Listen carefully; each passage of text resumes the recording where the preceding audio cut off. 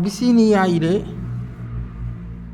അടിമകൾക്കിടയിൽ ഭേദപ്പെട്ട ഒരാളായിരുന്നു ബാഹൂർ. ബാഹൂർ ഒരു കർഷകനായിരുന്നു. അദ്ദേഹത്തിന് കുറേ ആടുകളും മറ്റുമൊക്കെ ഉണ്ടായിരുന്നു. നല്ലൊരു വിശ്വാസിയായിരുന്നു, സത്യവിശ്വാസിയായിരുന്നു. എപ്പോഴും അള്ളാഹുവിനെ സ്തുതിച്ചുകൊണ്ട് ജീവിക്കുന്ന, അള്ളാഹുവിനെ ഇബാദത്തെടുക്കുന്ന ഒരു വ്യക്തി തന്നെയായിരുന്നു. അദ്ദേഹത്തിന് ഒരു മകൻ പിറന്നു. അതാണ് ലുഖ്മാൻ. ലുഖ്മാൻ സാധാരണ കുട്ടികളെ പോലെയല്ല. കുട്ടികൾക്കിടയിലൊക്കെ കുട്ടികൾ വിനോദ കളികളിലൊക്കെ ഏർപ്പെടുമ്പോൾ ആ കുട്ടി അതിലൊന്നും പങ്കെടുക്കാറുണ്ടായിരുന്നില്ല. എന്നാൽ 4-ാം വയസ്സിൽ തന്നെ പിതാവിൻ്റെ ആടുകളെ മേക്കുന്ന ജോലിയിൽ വ്യാപൃതനായിരുന്നു. അങ്ങനെ ആടുകളെ മേച്ചുകൊണ്ട് കുട്ടികളുടെ കൂടെ പോകുമ്പോൾ പല സിദ്ധികളും കുട്ടിയിൽ ഉള്ളതായിട്ട് കൂടെയുള്ള കൂട്ടുകാർക്ക് മനസ്സിലായിട്ടുണ്ട്. പ്രത്യേകതകൾ പലതും പലർക്കും അത് അനുഭവപ്പെട്ടിട്ടുണ്ടായിരുന്നു. അങ്ങനെ ആ 4-ാം വയസ്സിൽ കുട്ടിയുടെ ബുദ്ധിവൈഭവവും അതുപോലെ കുട്ടിയുടെ കഴിവുമൊക്കെ കണ്ടപ്പോൾ ബാഹൂർ അക്കാലത്ത് അറിയപ്പെടുന്നൊരു പണ്ഡിതനുണ്ടായിരുന്നു, ഒരു സൂഫി വര്യനായിരുന്നു. അദ്ദേഹത്തിൻ്റെ അടുക്കൽ പഠനത്തിനായിട്ട് കുട്ടിയെ കൊണ്ടുപോയി ഏൽപ്പിച്ചു. കുട്ടി അദ്ദേഹത്തിൻ്റെ അടുക്കൽ നിന്ന് പെട്ടെന്ന് പഠനം ഗ്രഹിച്ചു. അദ്ദേഹം പറയുന്നത് എന്തും പെട്ടെന്ന് കുട്ടി ഗ്രഹിച്ചിരുന്നു, മനഃപ്പാടമാക്കിയിരുന്നു. ഒരു പ്രാവശ്യം പറഞ്ഞു കൊടുത്താൽ മതി, അത് അവൻ്റെ മനസ്സിൽ പതിയുമായിരുന്നു. പിന്നെ അതൊരിക്കലും മറക്കാത്ത ഒരു അവസ്ഥ. അങ്ങനെ ആ സൂഫി വര്യൻക്കും കുട്ടിയെ വല്ലാതെ ഇഷ്ടപ്പെട്ടു. സൂഫി വര്യനാണെന്നുണ്ടെങ്കിൽ എല്ലാ പച്ചമരുന്നുകളിലും അവഗാഹം നേടിയ ഒരാളായിരുന്നു. അദ്ദേഹം എല്ലാ വൃക്ഷങ്ങളുടെ പേരും എല്ലാ ഇലകളുടെ പേരും ഒക്കെ ലുഖ്മാനിക്ക് പഠിപ്പിച്ചു കൊടുത്തു. അതുകൊണ്ട് തന്നെ ഒരു ബുക്കിൽ എഴുതി വെച്ച പോലെയായി പണ്ഡിതൻ്റെ അറിവുകൾ. പണ്ഡിതൻക്ക് അറിയാവുന്ന അറിവുകളുണ്ടല്ലോ, ആ അറിവുകൾ ഒരു ബുക്കിൽ എഴുതി വെച്ച പോലെയായി ലുഖ്മാനിക്ക് പകർന്നു കൊടുത്തപ്പോൾ ആ പണ്ഡിതൻ പഠിപ്പിച്ചിരുന്ന മറ്റുള്ള വിദ്യാർത്ഥികളിൽ നിന്നൊക്കെ വ്യത്യസ്തമായിട്ടാണ് ലുഖ്മാൻ ഉണ്ടായിരുന്നത്. അതുകൊണ്ട് തന്നെ വളരെ സംതൃപ്തിയായി പണ്ഡിതനിക്ക്. ഒരു ദിവസം പണ്ഡിതൻ്റെ അടുക്കൽ നിന്ന് പഠനവും കഴിഞ്ഞ് തിരിച്ചു വരുന്ന അവസരത്തിൽ ആട് മേച്ചുകൊണ്ടിരിക്കുന്ന കുട്ടികൾ വല്ലാതെ കരയുന്നതായിട്ട് കേട്ടു. ഉടനെ തന്നെ നമ്മുടെ ലുഖ്മാൻ അങ്ങോട്ട് ഓടിച്ചെന്നപ്പോൾ അവരുടെ ആട്ടിൻകൂട്ടത്തിൽ നിന്ന് ഒരാടിനെ ഒരു ചെന്നായ പിടിച്ച് ചെന്നായയിൽ ഒരു സിംഹം പിടിച്ച് അതിനെ കൊല്ലാൻ ശ്രമിക്കുകയാണ്. അത് കണ്ട് മറ്റുള്ള കുട്ടികളെല്ലാം മാറി നിന്ന് നോക്കുകയാണ്. ഇത് കണ്ട ലുഖ്മാൻ നേരെ ചെന്ന് ഒരു കല്ലെടുത്തു. അതിൽ ബിസ്മി ചൊല്ലി ഊതി. എന്നിട്ട് ആ കല്ല് കൊണ്ട് ഒരു ഏറ് സിംഹത്തിന് നേരെ വെച്ച് കൊടുത്തു. തൽക്ഷണം ഏറ് കൊള്ളേണ്ട തൽക്ഷണം ആ സിംഹം മലർന്നു വീണു, പെടഞ്ഞ് അവിടെ കിടന്ന് മൃത്യു വരിച്ചു. ആട് രക്ഷപ്പെട്ടെങ്കിലും ആടിൻ്റെ കഴുത്തിലൊക്കെ നല്ല മുറിവേറ്റിരുന്നു, കഴുത്തറ്റിയിരുന്നു. ആ ആടൊരിക്കലും രക്ഷപ്പെടാൻ നിർവാഹമില്ല എന്ന് കുട്ടികൾ എല്ലാവരും മനസ്സിലാക്കി. ലുഖ്മാനോട് പറഞ്ഞു, ഇനി നമ്മൾ മെനക്കെട്ടിട്ട് കാര്യമില്ല, ആട് രക്ഷപ്പെടുകയില്ല. സിംഹം ആടിനെ വല്ലാതെ ആക്രമിച്ചിരിക്കുന്നു. അപ്പോൾ ലുഖ്മാൻ ഉടനെ തന്നെ അടുത്ത പൊന്തക്കാടിലേക്ക് ചെന്നു. അവിടെ നിന്ന് കുറച്ച് പച്ച ഇലകൾ പറിച്ചു കൊണ്ടുവന്നു. അത് ചതച്ച് അതിൻ്റെ നീര് ആ ആടിൻ്റെ മുറിവിലൊക്കെ ഒഴിച്ചു കൊടുത്തു. ഉടനെ തന്നെ ആടിൻ്റെ മുറിവുകൾ കൂടി, അത് എണീറ്റ് ഓടാൻ തുടങ്ങി. ഇത്രയുമായപ്പോൾ കുട്ടികൾ ചോദിച്ചു, അല്ല ലുഖ്മാനെ, നിനക്ക് എവിടെ നിന്നാണ് ഇത്രയും അത്ഭുതകരമായ ഒരു മരുന്ന് കിട്ടിയത്? ലുഖ്മാൻ പറഞ്ഞു, എൻ്റെ ഉസ്താദ്, എൻ്റെ ഗുരു, അദ്ദേഹം എല്ലാ പച്ച മരുന്നുകളെക്കുറിച്ചും അദ്ദേഹത്തിനറിയാം, എല്ലാ മരങ്ങളുടെ പേരുകളും അദ്ദേഹത്തിനറിയാം. അതുകൊണ്ട് തന്നെ അദ്ദേഹം പഠിപ്പിച്ച് തന്നതായിരുന്നു ഇത് എന്ന് ലുഖ്മാൻ പറഞ്ഞു. ലുഖ്മാൻ്റെ ബുദ്ധിശക്തിയിലും വിനയം, ലാളിത്യം തുടങ്ങിയ സ്വഭാവ മഹിമകളിലും ഗുരു വളരെയധികം സന്തുഷ്ടനായി. അദ്ദേഹം തൻ്റെ അരുമ ശിഷ്യന് പരമാവധി വിജ്ഞാനം പകർന്നു കൊടുത്തു. എന്തു പറഞ്ഞു കൊടുത്താലും ഉടനെ മനസ്സിലാക്കാനും മനഃപ്പാടമാക്കാനുമുള്ള ലുക്മാൻ്റെ കഴിവ് ആരെയും അത്ഭുതപ്പെടുത്തുന്നതായിരുന്നു. അന്നത്തെ ഗ്രന്ഥങ്ങൾ അദ്ദേഹം മനഃപ്പാടമാക്കിയിരുന്നു. അന്ന് പരിശുദ്ധ ഖുർആൻ ഇല്ലല്ലോ. തൗറാത്ത്, സബൂർ, ഇഞ്ചീൽ 3 കിതാബുകളാണ് അന്നുള്ളത്. ആ കിതാബുകളുടെ കാലഘട്ടമാണ്. അത് നബി അലൈഹി ഇസ്ലാമിൻ്റെ ഏടുകൾ ഇറങ്ങിയ ശേഷമുള്ള ആ ഏടുകളിലും മറ്റുമുള്ള വിജ്ഞാനങ്ങളാണ് അന്ന് പകർന്നു കൊടുത്തുകൊണ്ടിരുന്നത്. അങ്ങനെ പണ്ഡിതൻ്റെ അടുക്കൽ ഉള്ള ആ വിജ്ഞാന ജീവിതത്തിനിടയിൽ 15-ാം വയസ്സിൽ തന്നെ അദ്ദേഹത്തിൻ്റെ പ്രിയപ്പെട്ട ഉമ്മ ഇഹലോകവാസം വെടിഞ്ഞു. ഉമ്മയുടെ വേർപാട് ലുക്മാന് ദുഃഖകരമായ ഒരു അനുഭവമായിരുന്നു. അദ്ദേഹം നൊമ്പരത്തോടുകൂടി തൻ്റെ ശ്രദ്ധ പിതാവിലേക്ക് തിരിച്ചു. മാതാവിന് കൊടുത്തിരുന്ന ശുശ്രൂഷ കൂടി അദ്ദേഹം പിതാവിന് നൽകി. പക്ഷേ അത് അധികകാലം നിന്നില്ല. അധികം താമസിയാതെ വാപ്പയും അദ്ദേഹത്തെ വിട്ടുപിരിഞ്ഞു. പിതാവ് കൂടി പിരിഞ്ഞപ്പോൾ ലുക്മാൻ്റെ വേദന വർണ്ണനാധീനമായി. അത്രക്ക് അതിപ്പോൾ എങ്ങനെയായാലും നമുക്ക് അങ്ങനെയാണല്ലോ, ഒരത്താണി പോകുമ്പോൾ മറ്റൊരത്താണി, അത് രണ്ടും ഇല്ലാതെയാകുമ്പോൾ വല്ലാത്ത വിഷമതയാണ്. യഥാർത്ഥ സത്യവിശ്വാസി ഏത് പരീക്ഷണങ്ങളിലും പതറാതെ ക്ഷമ കൊള്ളുന്നവനാണ്. ഏത് യഥാർത്ഥ സത്യവിശ്വാസിയാണോ അവൻ. അതുകൊണ്ടാണല്ലോ ലഖദ് ഖലഖ്നൽ ഇൻസാന ഫീ കബദ് എന്നാണല്ലോ പരിശുദ്ധ ഖുർആൻ പറഞ്ഞത്. മനുഷ്യനെ ഇടുങ്ങിയ ജീവിത രീതിയിലൂടെയാണ് ഞാൻ സൃഷ്ടിച്ചിട്ടുള്ളത് എന്ന്. അപ്പം നമ്മൾ എത്തിപ്പിടിക്കാൻ വേണ്ടിയും മുന്നിലെത്താൻ വേണ്ടിയും പല കളികളും കളിക്കും. പല രീതിയിലും പണമുണ്ടാക്കാനും സുഖം കിട്ടാനും വേണ്ടി പലതും ചെയ്യും. പക്ഷേ എത്ര പണം ഉണ്ടാക്കിയാലും എത്ര ദുനിയാവ് കുന്നുകൂടിയാലും സുഖം, നമ്മൾ ഉദ്ദേശിച്ച സുഖം അല്ലെങ്കിൽ നമ്മൾക്ക് യഥാർത്ഥ സുഖം അത് ഭൂമിയിൽ കിട്ടുകയില്ല. അത് അല്ലാഹു തആല നിശ്ചയിച്ചിട്ടില്ല. അതുകൊണ്ടാണ് പിതാവിൻ്റെയും മാതാവിൻ്റെയും മരണശേഷം ലുക്മാൻ കൂടുതലും ആരാധനയിൽ ശ്രദ്ധിച്ചു.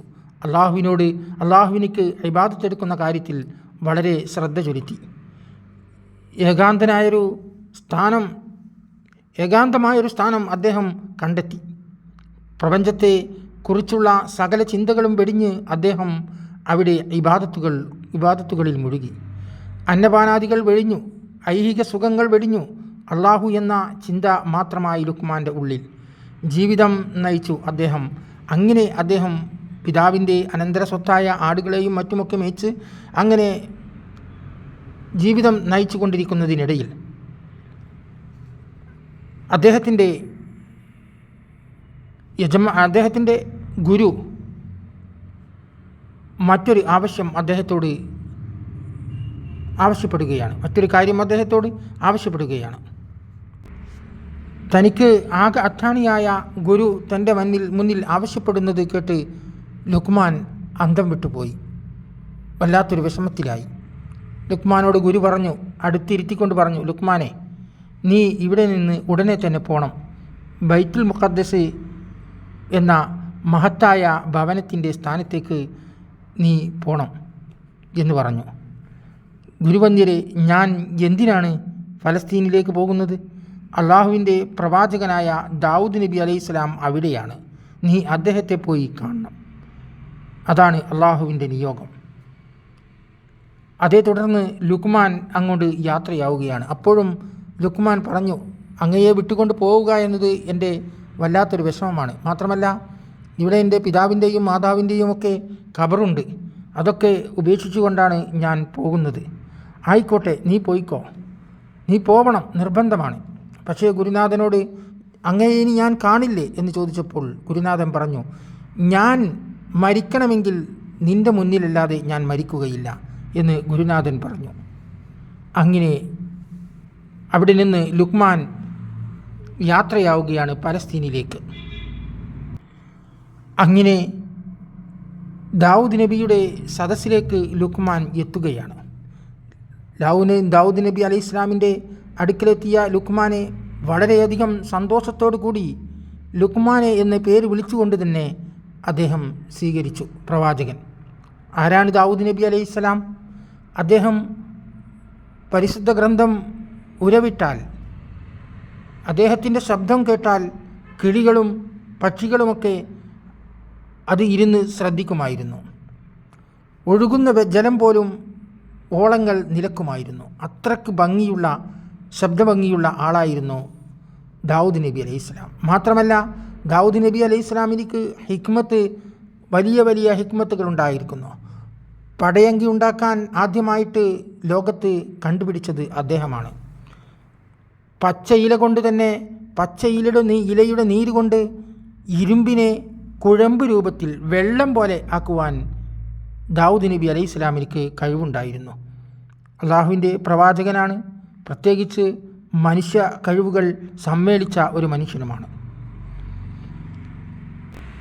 അങ്ങനെ ലുക്മാനെ ദാവൂദ് നബി അലൈഹിസ്സലാം വളരെ സന്തോഷപൂർവ്വം സ്വീകരിക്കുകയും സുലൈമാൻ നബി എന്ന ദാവൂദ് നബി അലൈഹിസ്സലാമിൻ്റെ ഓമനപുത്രനെ വിളിച്ചുകൊണ്ട്, ഇതാ നിനക്കൊരു കൂടപ്പിറപ്പ് വന്നിരിക്കുന്നു, ഇനി നിങ്ങൾ രണ്ടും ഒന്നാണ്, ജ്യേഷ്ഠനനുജന്മാരാണ്, നിങ്ങൾ രണ്ടും ഒരൊറ്റ കൈയാണ് എന്ന് പറഞ്ഞുകൊണ്ട് രണ്ടുപേരെയും ചേർത്ത് വെക്കുകയും അങ്ങനെ സന്തോഷഭരിതരാവുകയും ചെയ്തു.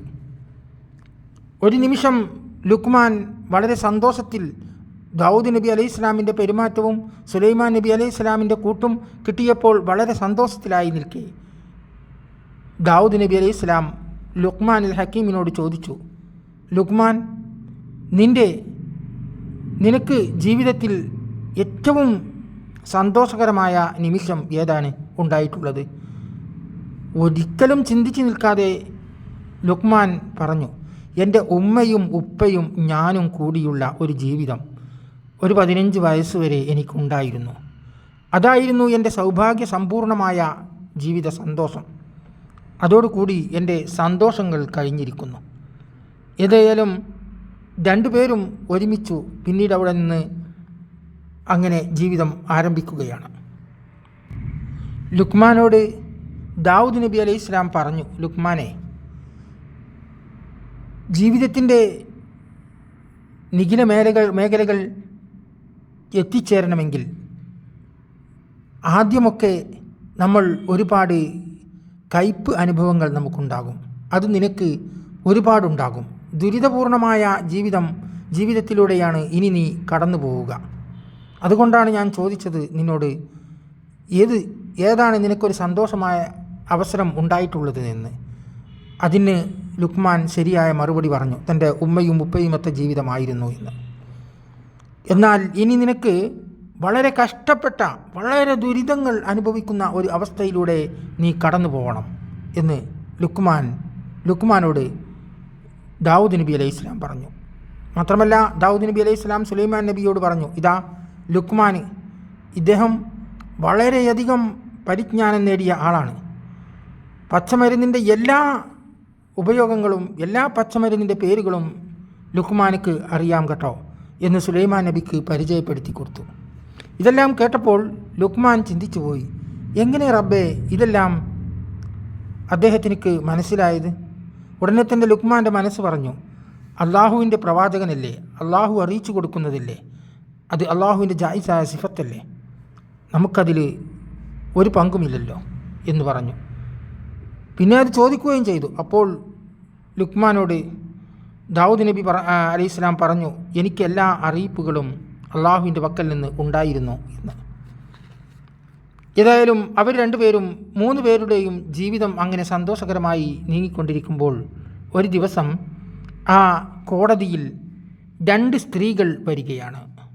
ദാവൂദ് നബി അലൈഹി സ്വലാമിൻ്റെ കോടതിയിൽ വളരെ കെണിഞ്ഞ പ്രശ്നവുമായിട്ടാണ് 2 സ്ത്രീകൾ അവിടേക്ക് കടന്നു വരുന്നത്. ആ സ്ത്രീകൾ, അവരുടെ പ്രശ്നം, ഒരു കുട്ടിയാണ് അവരുടെ കയ്യിലുള്ളത്. അതും ഒരു കറുത്ത പെണ്ണും ഒരു വെളുത്ത പെണ്ണുമാണ് വന്നത്. ആ കറുത്ത പെണ്ണിൻ്റെ കയ്യിലൊരു കുട്ടിയുണ്ട്. വെളുത്ത പെണ്ണ് പറയുന്നു അത് എൻ്റെ കുട്ടിയാണ്. മറ്റവൾ പറയുന്നു ഇത് എൻ്റെ കുട്ടിയാണ്. ഈ ഒരു പ്രശ്നമായിട്ട് കോടതിയിൽ വന്നപ്പോൾ ദാവൂദ് നബി പല അഭിപ്രായങ്ങളും പറഞ്ഞു നോക്കി. രണ്ടുപേരും സമ്മതിക്കുന്നില്ല. എനിക്ക് വേണം കുട്ടിയെ, മറ്റവൾക്ക് വേണം കുട്ടിയെ. ഇങ്ങനത്തെ ഒരവസ്ഥ. ഒടുവിൽ സുലൈമാൻ നബിയും ദാവൂദ് നബിയും ഒക്കെ ഇങ്ങനെ ചിന്തിച്ചു, എന്ത് ചെയ്യും നമ്മൾ? ഉടനെ തന്നെ ലുഖ്മാൻ അൽ ഹക്കീം പറഞ്ഞു, ഞാനൊരു വിധി കൽപ്പിക്കാം, നിങ്ങളൊക്കെ എനിക്കതിന് സമ്മതം തരണം എന്ന് പറഞ്ഞു. ഉടനെ തന്നെ ലുഖ്മാൻ ഒരു വിധി കൽപ്പിച്ചു.